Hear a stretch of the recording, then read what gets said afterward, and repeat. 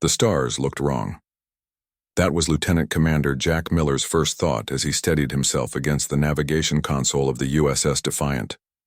One moment, they had been running standard tests on the experimental jump drive near Neptune. The next moment they were here, wherever here was. "Status report," Miller called out, his voice cutting through the confusion on the bridge. "All systems operational," said Alan Wright, the chief engineer. His fingers moved quickly over his screen, but the jump drive is showing energy patterns I've never seen before. Olivia Hanson, the communications officer, looked up from her station with wide eyes. "Sir, we're not in the solar system anymore. Star patterns don't match anything in our charts." Miller took a deep breath. He wasn't supposed to be in command. Captain Ellis had gone to the engine room just before the jump test, leaving Miller in charge of the bridge. Now the ship-wide communications were down, and they had no idea if the captain or anyone else in the engine room had survived whatever had just happened. "Get me visual," Miller ordered. The main screen switched on, showing the space around them. The Defiant was near a blue-green planet. But what caught everyone's attention were the 7 large ships in the distance. They were unlike anything humans had ever built. Their hulls looked like they were made of crystal, reflecting light in ways that seemed impossible. "Are they moving toward us?" Miller asked. The tactical officer, Peter Grant, nodded. "Yes, sir. And they're big, much bigger than us." Miller stood straighter. "Shields up. Weapons on standby, but don't target anything yet." As the crystal ships drew closer, Hanson's console lit up. "Sir, we're receiving some kind of transmission. The computer is trying to translate, but it's unlike any language we've encountered." "Keep working on it," Miller said. "Let's not shoot first and ask questions later." On the largest crystal ship, High Commander Vexillar of the Zaxian Empire watched the strange vessel with growing concern. In 300 years of Imperial rule, he had never seen a ship like this. Its design was primitive compared to Zaxian technology, but its sudden appearance was troubling. Nothing could bypass the Empire's detection grid. Nothing. "High Commander," said his second-in-command, "the vessel does not respond to Imperial hailing protocols." Vexillar's scaled skin darkened with irritation. "Scan it again. Where did it come from?" "Unknown, High Commander. One moment it was not there, and the next it was." Vexillar flicked his tail, a sign of his unease. Below them, the planet Proxima. Savin was already a problem. The local species had been showing signs of resistance to Imperial rule. The last thing he needed was an unknown factor appearing in his sector. "Send 3 frigates to surround the vessel," he ordered. "If it does not identify itself properly, initiate containment procedures." Back on the Defiant, Hanson was making progress. "Sir, I'm starting to get something from their transmission. They seem to be demanding we identify ourselves, and I think they're ordering us to power down our systems." Miller frowned. "Send a universal greeting package. Explain we mean no harm and arrived here by accident." "Sending now, sir." The 3 crystal ships moved into position around the Defiant, their movements precise and threatening. Grant tensed at his station. "Sir, they're powering up weapon systems." "Maintain shields," Miller said calmly. "No hostile actions." Suddenly the ship rocked as energy beams from the crystal ship struck their shields. "Shields holding at 92%, Grant reported.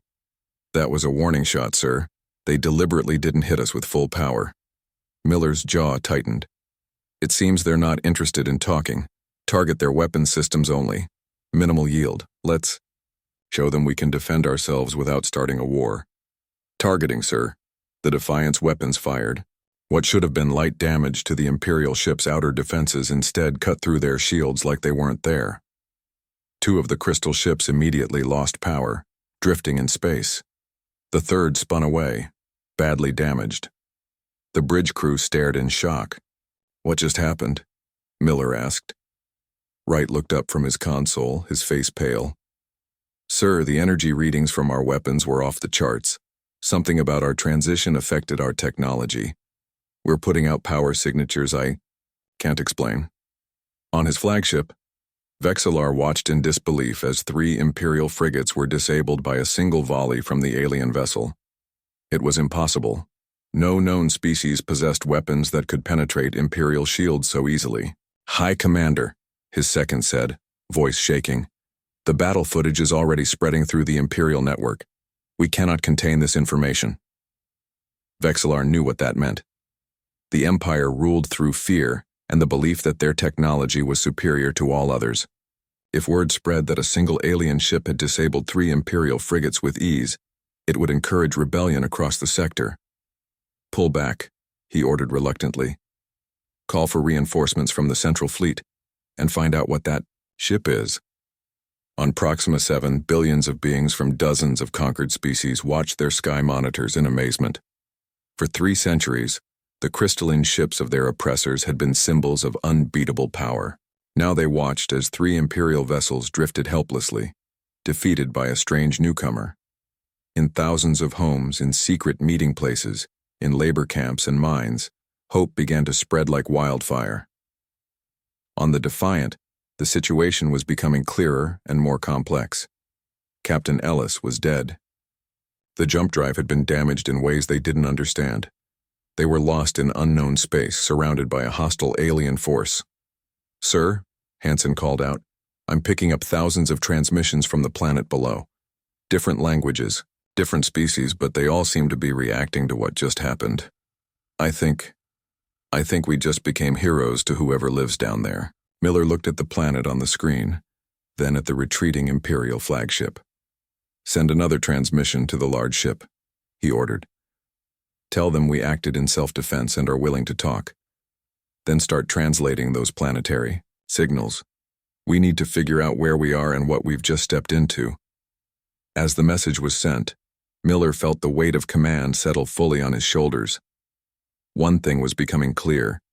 The USS Defiant hadn't just traveled through space. They had traveled into the middle of an interstellar conflict, and their arrival had just changed everything. 3 days had passed since the USS Defiant's unexpected arrival in this strange part of space. The ship now orbited Proxima 7 at a safe distance, keeping watch for the return of Imperial forces. Lieutenant Commander Miller had been officially promoted to acting captain after the ship's doctor confirmed that Captain Ellis and 5 other crew members had died when the jump drive malfunctioned. Olivia Hansen had made remarkable progress with translations. She now stood before the senior staff in the conference room, explaining what they had learned. "The empire controlling this sector is called the Zaxian Empire," she said. "They've ruled over 200 star systems for about 3 centuries. The planet below us, Proxima 7, is home to 12 different intelligent species, all conquered by the Zaxians." "And they think we're here to help them?" Miller asked. Hansen nodded. "The footage of us disabling those 3 warships has spread everywhere. The Zaxians maintain control through fear and the belief that their technology is unbeatable. We just proved that wrong." Chief Engineer Wright cleared his throat. "About that, sir, I've been studying our weapons and shields. Something happened during the jump that changed our energy signatures. Our weapons operate on a frequency that their shields can't block. Can we replicate it?" "The jump, I mean," Miller asked. Wright shook his head. "Not yet. The drive is damaged, and even if it wasn't, I don't understand what happened. We could end up anywhere, or nowhere." The meeting was interrupted when Peter Grant entered the room, his face serious. "Captain, we've got movement. A lot of it. 25 Imperial ships just appeared at the edge of the system." Miller stood up. "Battle stations." As the Defiant prepared for possible combat on the surface of Proxima 7, a secret meeting was taking place. Representatives from all 12 species native to the planet had gathered in an underground chamber, hidden from Imperial sensors.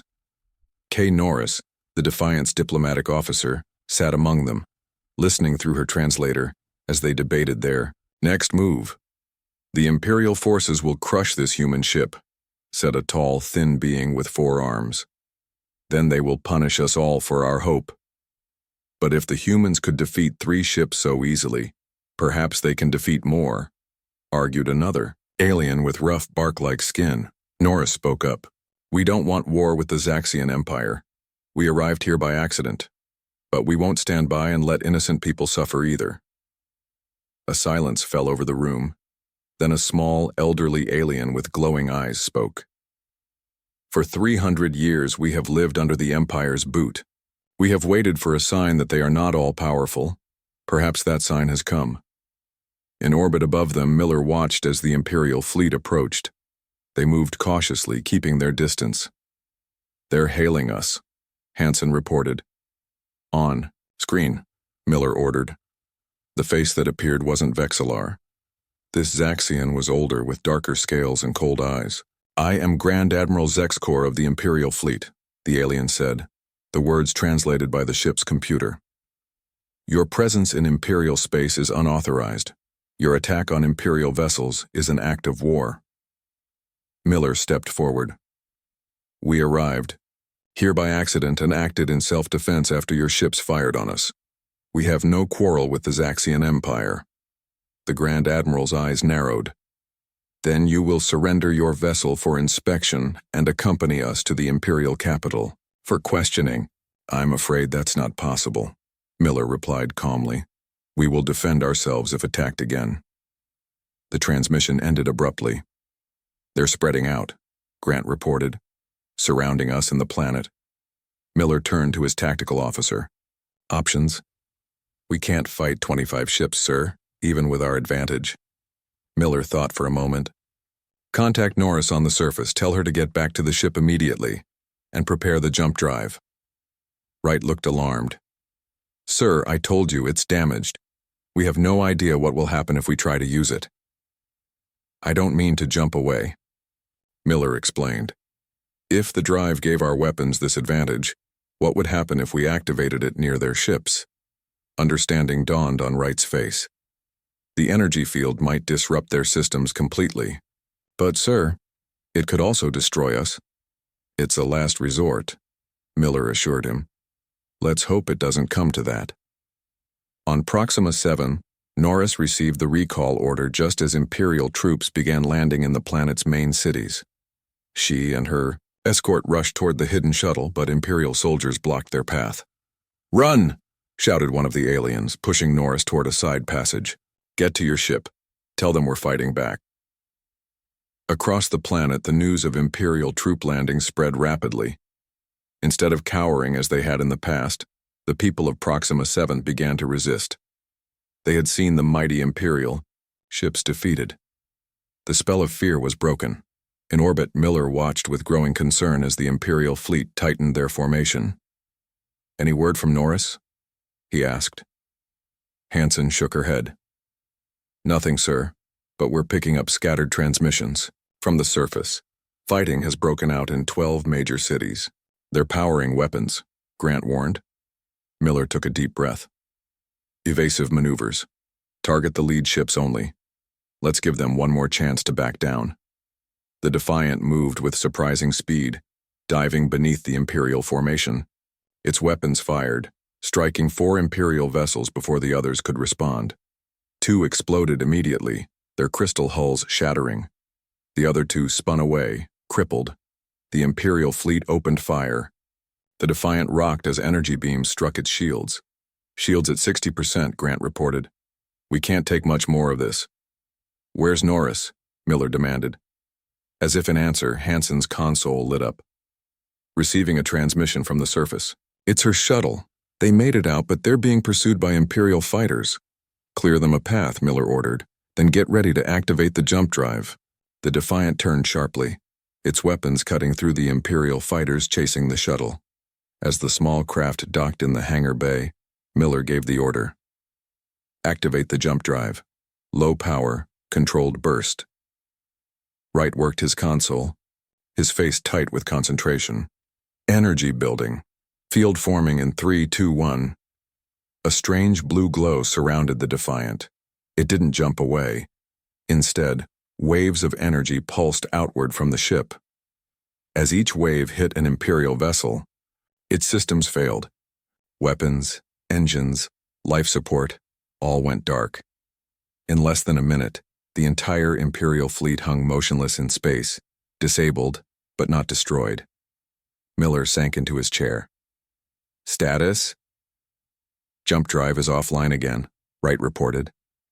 "But it worked. Every Imperial ship within the energy field has lost power. And the planet? Hansen looked up from her console, her eyes wide. Sir, the Imperial ground forces are retreating, and I'm getting messages from 7 neighboring systems. Word of what happened here is spreading fast. People are rising up against Imperial rule everywhere. Miller looked at the disabled Imperial fleet on the screen. Send a message to whoever's in charge down there. Tell them we'd like to talk about what happens next. What had begun as an accident had become something more. The USS Defiant hadn't just traveled to an unknown part of space. It had brought hope to billions who had lived too long under Imperial rule. And this was just the beginning. 2 weeks after the battle that disabled the Imperial fleet, the USS Defiant remained in orbit around Proxima 7. The disabled Imperial ships had been towed away by rebel forces who had quickly learned to operate the alien technology. Captain Miller stood by the large window in what had once been Captain Ellis's quarters, looking down at the planet below. A chime at the door interrupted his thoughts. Come in, he called. Kay Norris entered, carrying a data pad. Her time on the planet's surface had changed her. She moved with new confidence and purpose. Captain, the council meeting is about to start, she said. They're waiting for you. Miller nodded and followed her to the conference room. The main screen showed a large circular chamber on the planet's surface.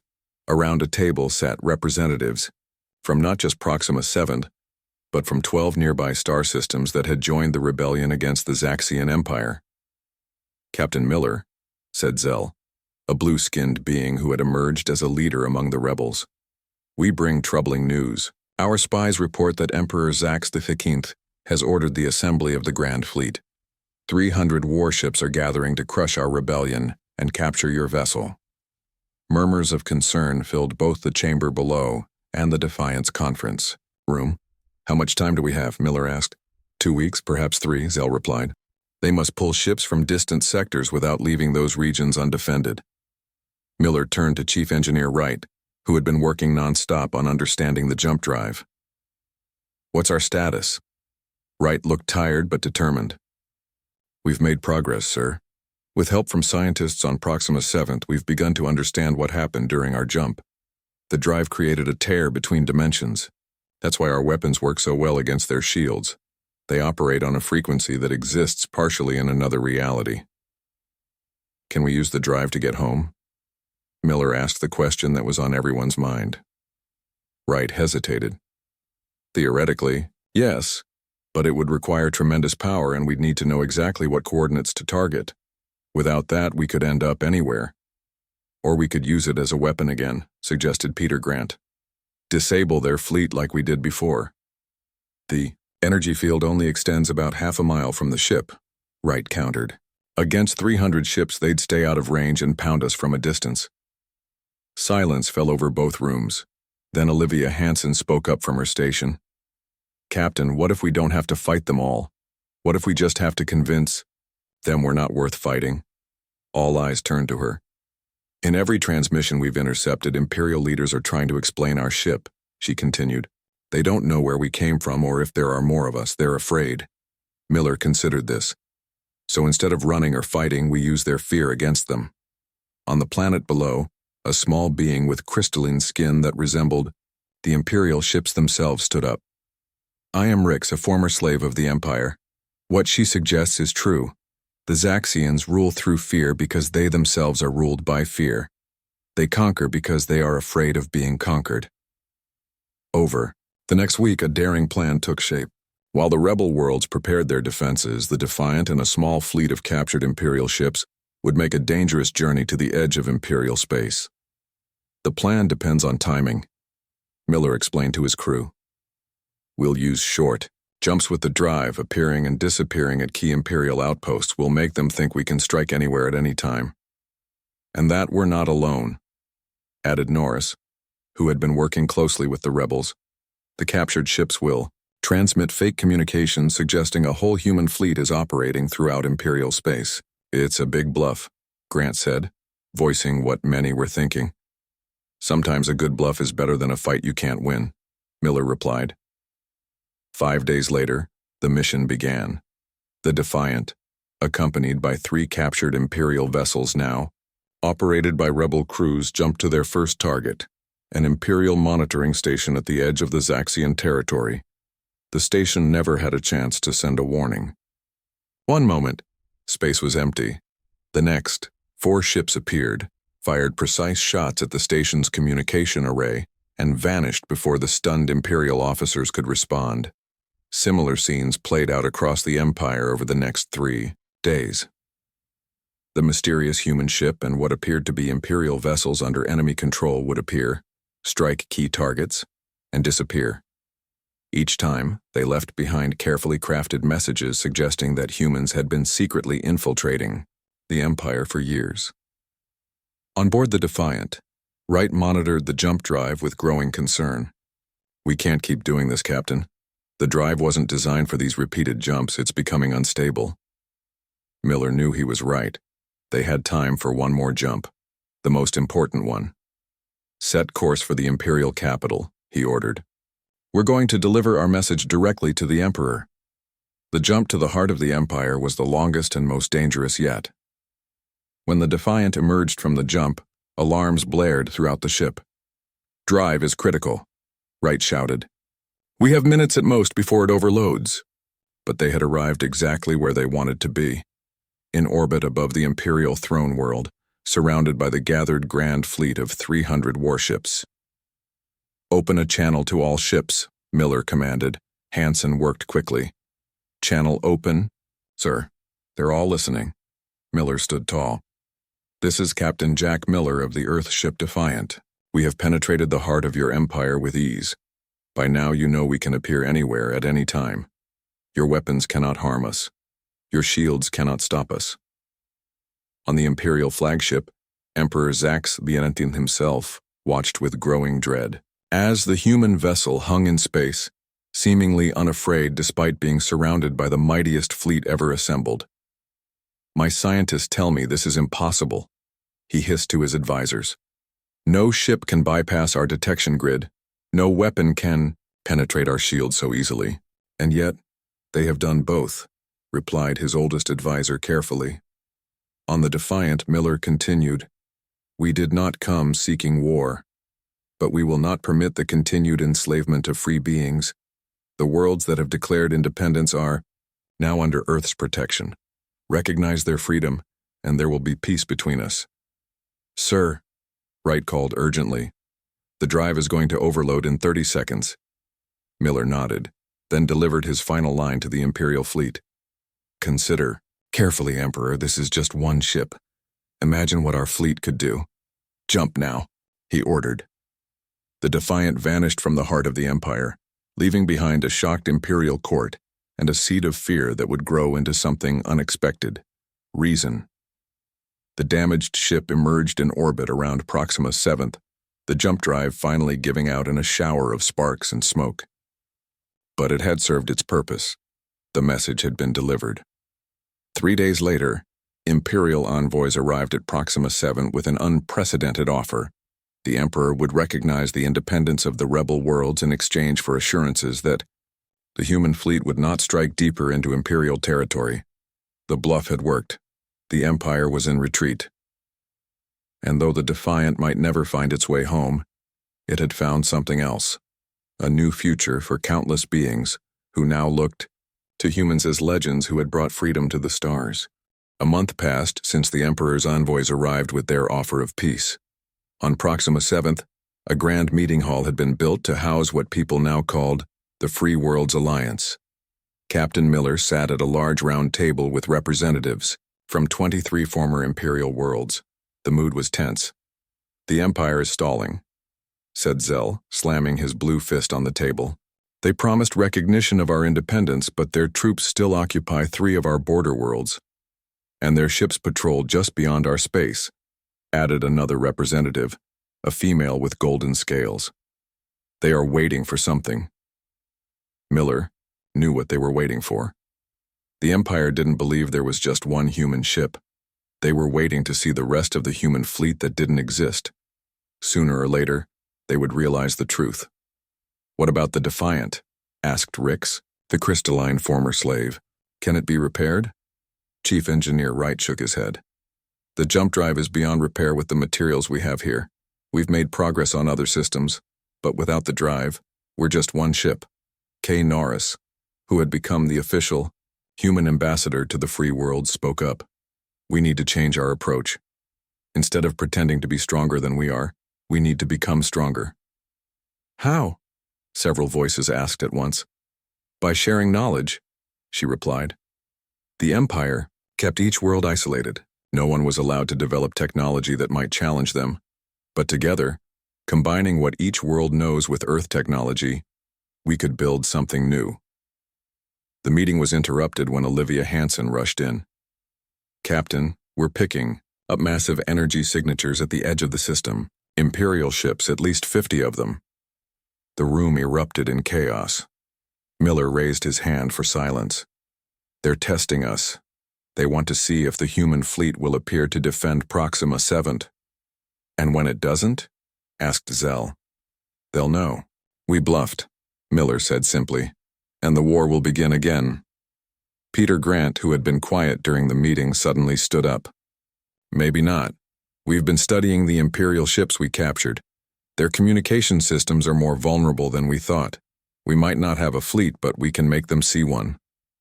Within hours, a desperate plan was put into action. While the free worlds prepared their defenses, the Defiant and Grant's technical team worked on what he called Project Ghost. The Imperial fleet approached slowly, cautiously. On their command ship, Admiral Korvex watched the screens with narrow eyes. Still no sign of the human fleet, he noted. Perhaps they abandoned their allies. Or they're waiting to ambush us, suggested his second-in-command. Korvex tapped his clawed fingers on the arm of his chair. The Emperor was growing impatient. Either the humans were bluffing about their fleet, or they had withdrawn from this region of space. Either way, the rebellion needed to be crushed quickly before more worlds joined it. Prepare to, he began, but stopped as his sensor officer let out a startled cry. Sir, multiple ships appearing all around us. The screens showed at least 30 warships materializing in a perfect circle around the Imperial fleet. Some appeared to be Imperial designs, others were completely alien, presumably human in origin. Impossible, Korvex breathed. Our sensors would have detected them approaching. On the Defiant, Grant watched his plan unfold. It's working, he said. The holographic projectors are transmitting directly into their sensor systems. They're seeing ships that aren't there. Miller nodded. Open a channel. Hansen worked her console. Channel open, sir. This is Captain Miller of the Earth Defense Force. Your ships have entered protected space without permission. Withdraw immediately, or face the consequences. On the Imperial flagship, Korvex was facing a crisis. According to his sensors, 30 heavily armed vessels surrounded his fleet. But something felt wrong. Launch probe ships, he ordered. I want visual confirmation of these vessels. Small scout ships launched from the Imperial fleet, heading toward the Phantom ships. As they approached, Grant adjusted the program. They're testing us, he warned. The probes will pass right through our projections. Then let's give them something solid to find, Miller replied. Launch our modified drones. The Defiant had been equipped with 20 survey drones for scientific missions. The engineering team had worked day and night to modify them, adding shield generators and minimal weapons. As the Imperial probes approached the holographic projections, the drones moved into position. The probes found what appeared to be real ships, though smaller than their sensors had indicated. They transmitted images back to the Imperial fleet. The ships are real, the sensor officer reported to Korvex. But there's something strange about the readings. Korvex hesitated. If he attacked and these were truly human warships, they could all be destroyed like the previous Imperial forces. But if they were a deception, his decision was made for him when energy readings spiked across all the surrounding vessels. They're targeting us, his weapons officer shouted. Evasive maneuvers, Korvex ordered. As the Imperial ships scattered in confusion, the drones fired their limited weapons. The damage was minimal, but the psychological effect was exactly what Miller had hoped for. They're retreating, Hansen reported as the Imperial ships began to pull back. The crew of the Defiant cheered, but Miller remained serious. It won't fool them for long. We need a more permanent solution. 2 days later, a single Imperial ship returned. It transmitted a request for a meeting on neutral ground.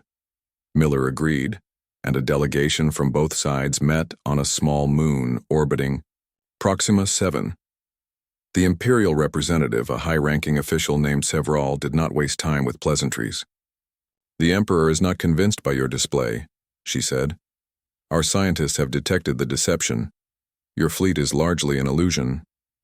Miller maintained a calm expression. "And yet you retreated." Several's scales darkened with anger. "We are not here to be humiliated. The Emperor offers a final proposal. The current 23 worlds may remain independent, but the Empire will not recognize any further defections, and we want the secret of your jump technology." "The jump drive was damaged beyond repair," Miller replied truthfully.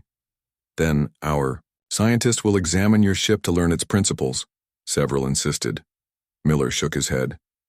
"That's not possible, but I have a counteroffer."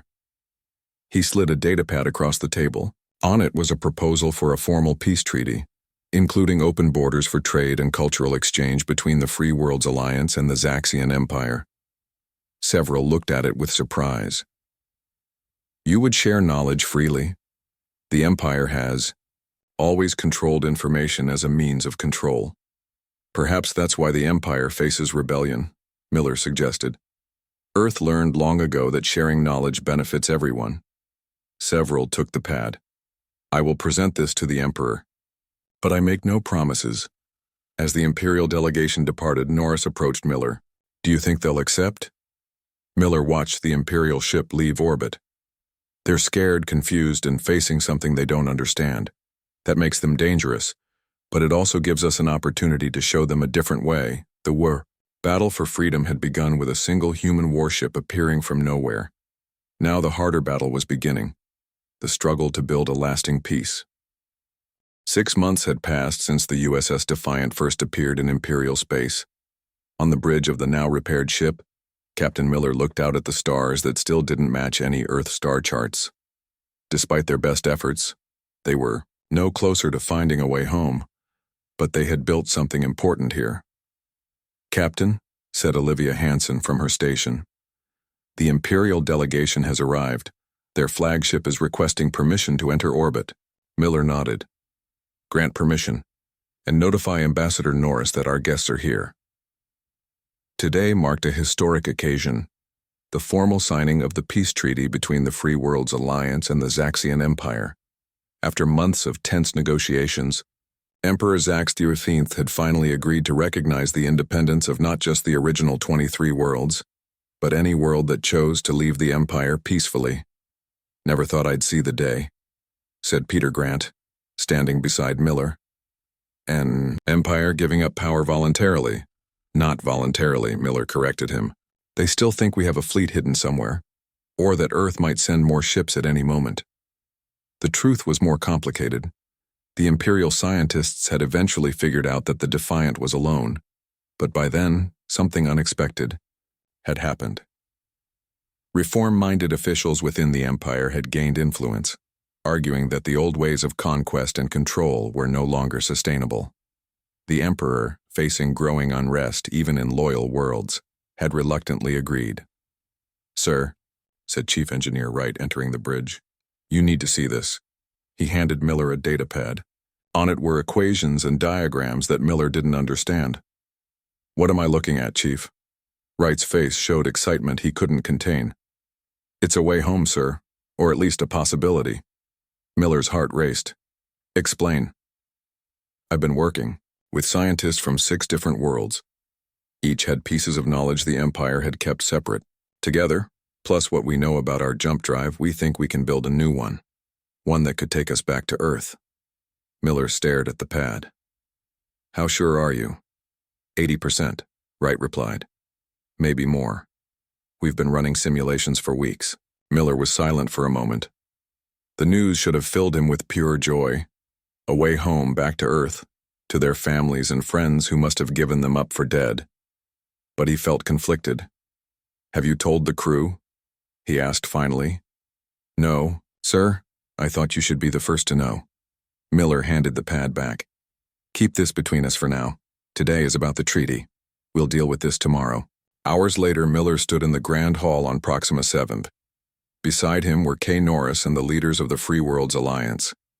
Across from them stood the Imperial delegation, led by the Emperor himself, a tall, regal Zaxian with gold-flecked scales and piercing eyes. It was the first time Miller had seen Emperor Zaxiafinth in person. Despite everything, he couldn't help feeling impressed. The ruler of hundreds of worlds had come in person to sign a treaty with people he once considered beneath him. Before we begin, the Emperor said, his voice deep and carefully controlled, I would speak privately with Captain Miller. This wasn't part of the protocol, but Miller nodded. They moved to a small room off the main hall. Captain, the Emperor said once they were alone, my scientists tell me your ship is the only one of its kind in our space. That your talk of a human fleet was a clever deception. Miller met his gaze steadily. And yet you're still signing the treaty. The Emperor made a sound that might have been a laugh. Yes, because of what you represent. In a few months you changed. What 3 centuries of imperial rule could not. You gave people hope. He moved to the window, looking out at the city where beings from dozens of worlds now work together openly. I have ruled for 60 years, he continued. I inherited an empire built on fear and maintained it the same way. It seemed the natural order. Then your ship appeared from nowhere and suddenly nothing was certain anymore. He turned back to Miller. Your ambassador Norris speaks of a different way, of worlds that trade freely, share knowledge, and grow stronger together rather than conquering each other. Is this truly how things are done on Earth? Miller thought carefully before answering. Not always.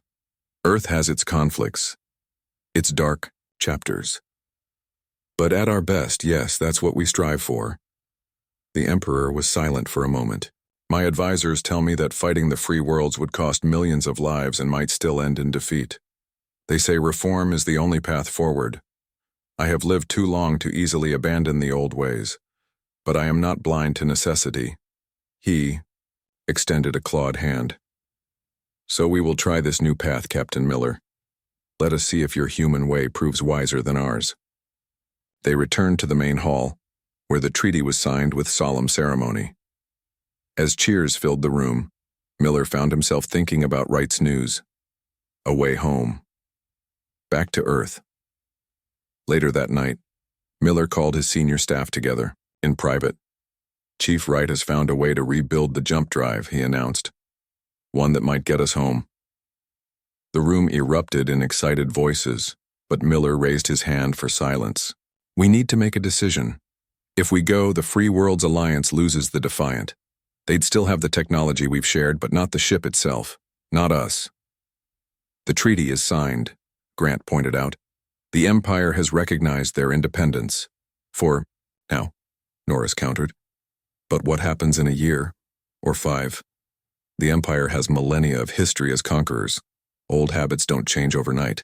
Hansen spoke up quietly. We all have families back home. People who think we're dead. Don't we owe it to them to return if we can? Silence fell over the room, as they all considered the weight of the choice before them. It's not just about us, Miller said finally. When we signed up for Starfleet, we made a commitment to something larger than ourselves. To explore, yes, but also to help where we can. He looked around at each of them. I'm not going to order anyone to stay. If we rebuild the jump drive, anyone who wants to try for Earth can go, but I've made my decision. Wright looked surprised. Sir? I'm staying, Miller said simply. What we've started here is too important. The free worlds need time to grow strong enough to stand on their own. They need the Defiant, not just as a weapon, but as a symbol. One by one, his senior officers nodded in agreement. They had arrived as lost explorers. They would remain as guardians of a fragile peace. In the weeks that followed, a dozen crew members chose to attempt the jump back to Earth. Miller didn't blame them, but most stayed, finding purpose in this distant part of space where a single human warship had emerged from nowhere and changed everything. The USS Defiant, once lost between the stars, had found its true mission. And though they might never see Earth again, they had carried humanity's best ideals into the cosmos, proving that sometimes the greatest strength wasn't in weapons or power, but in the hope for something better.